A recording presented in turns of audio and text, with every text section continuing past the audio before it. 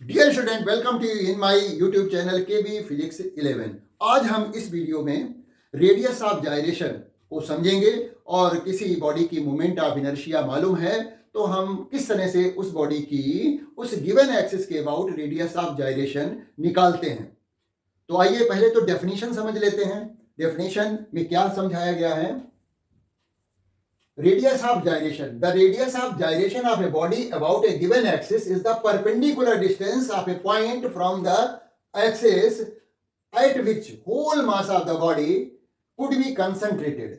The body shall have same moment of inertia as it has with actual distribution of mass about that axis. तो यहाँ पर ये कहा गया है कि किसी बॉडी की जो रेडियस ऑफ जाइरेशन होती है वो एक पर्टिकुलर डिस्टेंस है और वो डिस्टेंस उस एक्सिस ऑफ रोटेशन और किसी दिए गए पर्टिकुलर पॉइंट के बीच की परपेंडिकुलर डिस्टेंस होती है। और कब होती है? जब उस बॉडी का वो स्पेशल पॉइंट पर पूरा का पूरा मास कंसीडर करते हुए मोमेंट ऑफ इनर्शिया निकालें तो बॉडी की मोमेंट ऑफ इनर्शिया उतनी ही आनी चाहिए जितनी की एक्चुअल डिस्ट्रीब्यूशन ऑफ मास के अकॉर्डिंग आ रही है। क्या करना है हमें कि ये कोई बॉडी है मान लिया, ठीक है, और ये बॉडी डिफरेंट पार्टिकल से मिलकर बनी है जिसके masses m1 m2 m3 etcetera mn है और इन सभी मासेस की परपेंडिकुलर डिस्टेंसेज भी हमें मालूम है। मान लिया मास m1 है तो ये r1 डिस्टेंस पे है, m2 जो है वो r2 डिस्टेंस पे है। इस तरह से सभी पार्टिकल और लास्ट पार्टिकल nth पार्टिकल जो है वो rn डिस्टेंस पे है, ठीक है।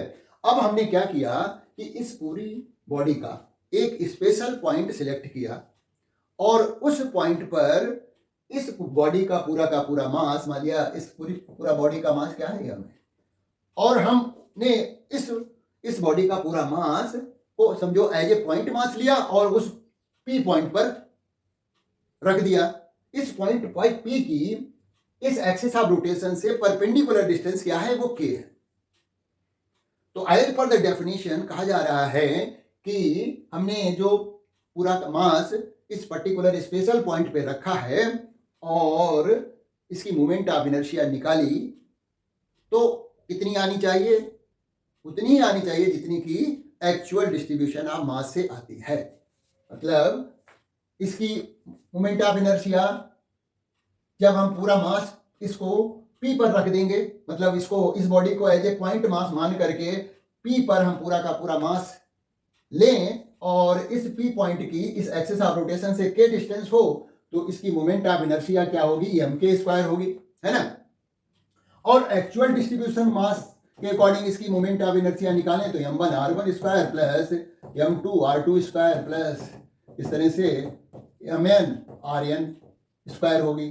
तो ये जो moment of inertia actual distribution of मास से आ रही है और रेडियस ऑफ जाइरेशन के अकॉर्डिंग जो आ रही है वो सेम आनी चाहिए। मतलब I equal to I dash यदि हो जाए तो जो है ये डिस्टेंस K जो है वो रेडियस ऑफ जाइरेशन होगी। तब तक नहीं होगी जब तक कि ऐसी कंडीशन फुलफिल नहीं हो पा रही है। तो हमें एक स्पेशल पॉइंट लेना पड़ेगा और उस पॉइंट की perpendicular distance axis of rotation से लें और पूरी बॉडी को एज ए पॉइंट मास मान करके उस पॉइंट पर ले लें जिसकी हमने perpendicular distance from the axis of rotation मालूम की है। बॉडी की मोमेंट ऑफ इनर्शिया निकालें और वो मोमेंट ऑफ इनर्शिया इस बॉडी की एक्चुअल डिस्ट्रीब्यूशन ऑफ मास के इक्वल आ जाए तो ये K जो होगी वो रेडियस ऑफ जाइरेशन हो जाएगी। एक और डेफिनेशन देख लेते हैं, ये है क्या? The radius of gyration is also defined as the root mean square value of distance of all particles about the axis of rotation. जो डिफरेंट पार्टिकल्स हैं उनकी एक्सिस ऑफ रोटेशन से डिस्टेंसेज जो हैं वो r1 r2 r3 and so on rn हैं। तो इन सभी डिस्टेंसेज का रूट मीन स्क्वायर वैल्यू निकालें, मतलब इसको स्क्वायर करें, ऐड करके उनका एवरेज निकाल करके स्क्वायर रूट निकाल दें तो जो वैल्यू आएगी वो भी रेडियस ऑफ जाइरेशन के इक्वल आएगी। तो कोई प्रॉब्लम नहीं। ज्यादातर हमारा फार्मूला जो पहले वाला है वो यूज होता है, हमें मालूम ये भी होना चाहिए। तो इस तरह से किसी बॉडी की रेडियस ऑफ जाइरेशन इस पे डिपेंड करती है, देखिएगा, शेप एंड साइज पर।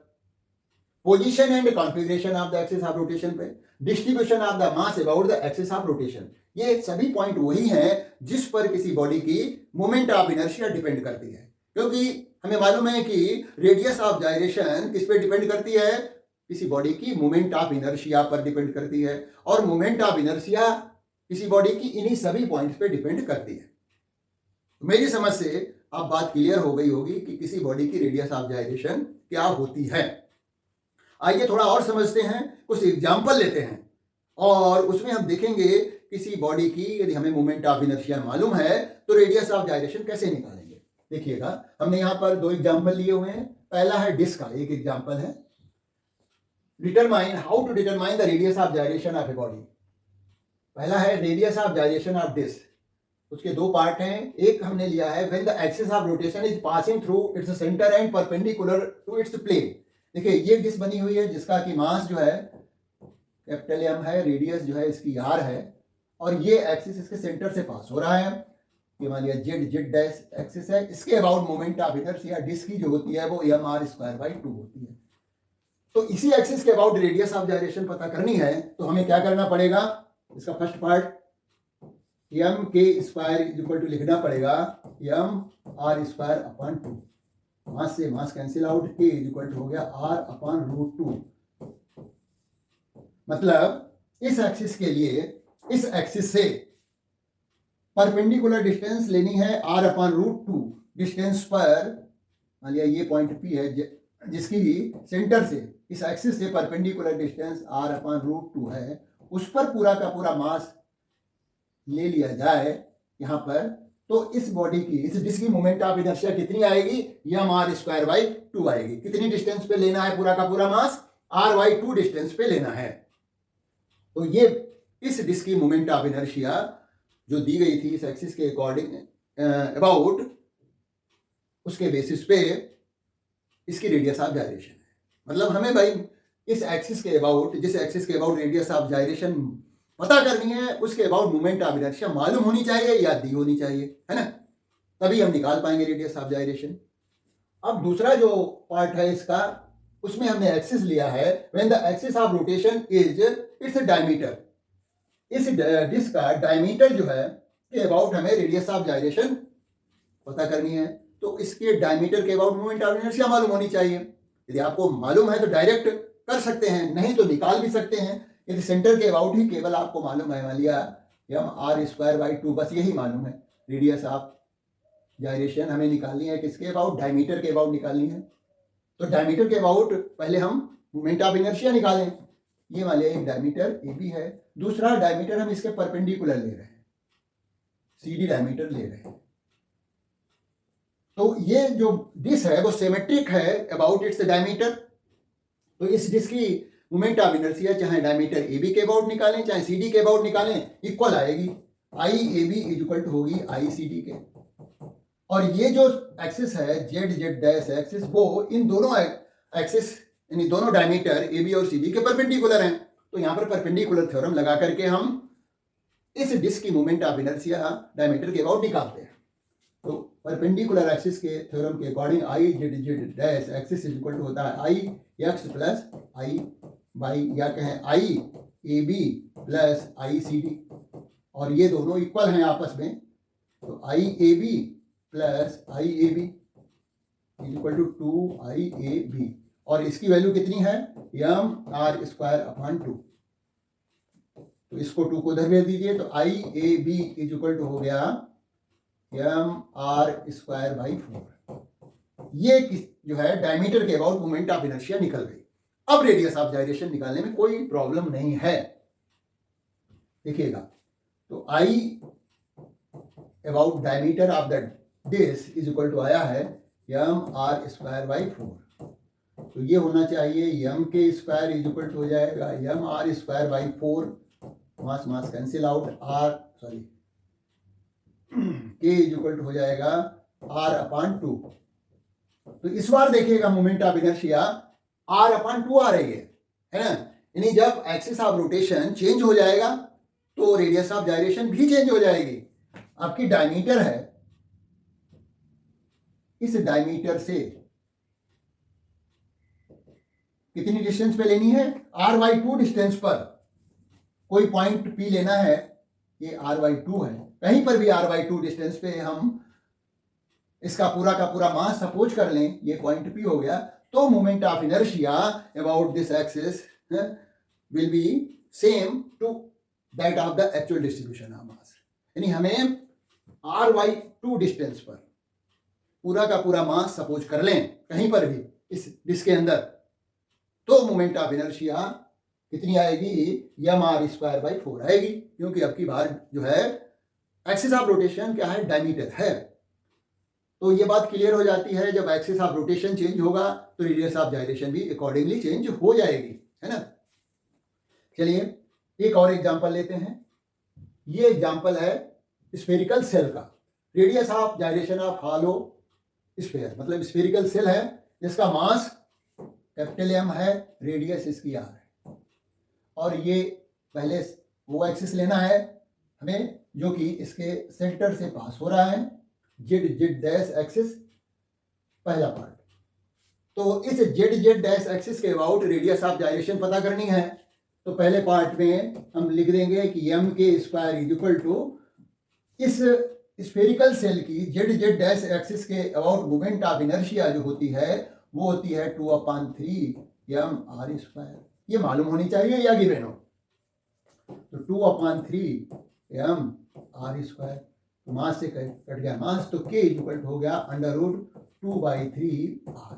ये रेडियस ऑफ जाइरेशन हो गई जब इसका एक्सिस जो है स्फेरिकल सेल का एक्सिस इसके सेंटर से पास हो रहा है, इस एक्सिस के अबाउट रेडियस ऑफ जाइरेशन पता लग गई। अब दूसरा पार्ट में क्या है कि when the axis of rotation is it's tangent, tangent के अबाउट हमें रेडियस ऑफ जाइरेशन पता करनी है, तो टेंजेंट के अबाउट हमें मोमेंट ऑफ इनर्शिया मालूम होनी चाहिए। चलिए निकालते हैं पहले टेंजेंट के अबाउट मोमेंट ऑफ इनर्शिया।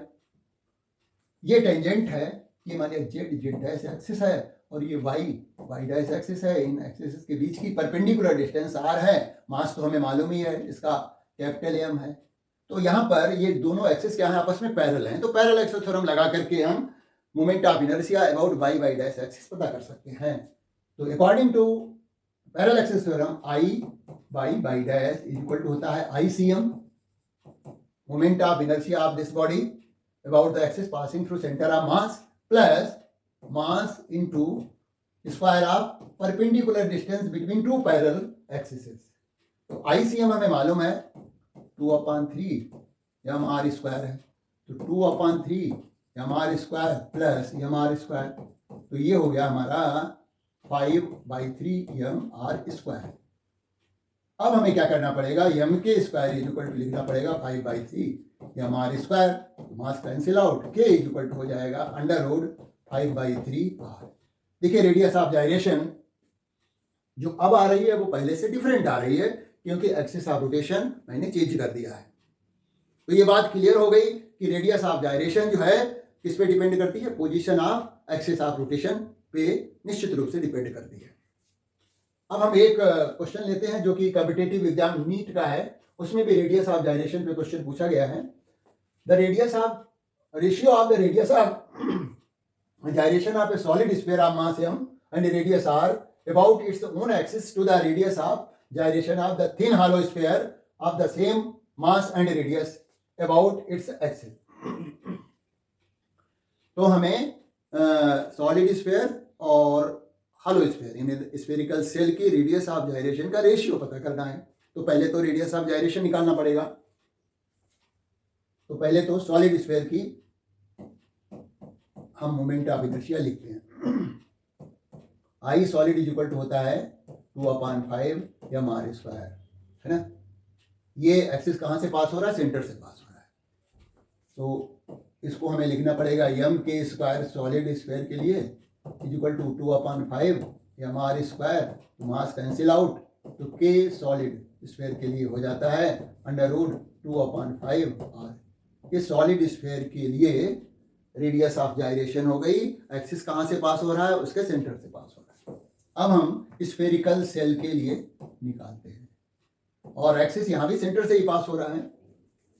उसकी मोमेंट ऑफ इनर्शिया सेल की जो होती है 2/3 mr² है, तो इसको भी m के स्क्वायर के इक्वल लिख देंगे। यहां पर के जो है वो शेल के लिए आएगी, 2/3 m r², मास कैंसिल आउट, तो के शेल इज इक्वल टू हो जाएगा √2/3 r।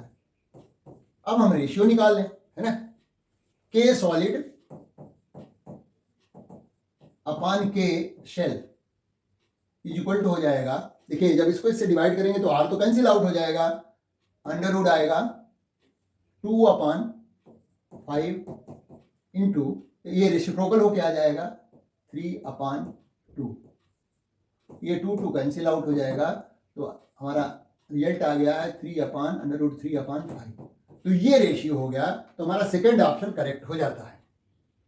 तो इस तरह से न्यूमेरिकल मतलब किसी भी बॉडी की किसी एक्सिस के about moment of inertia given है, तो हम उस एक्सिस के अबाउट रेडियस ऑफ गायरेशन आसानी से निकाल सकते हैं। कुछ थोड़ी प्रैक्टिस कर लीजिए तो इस तरह के कोई भी क्वेश्चन आसानी से सॉल्व किए जा सकेंगे।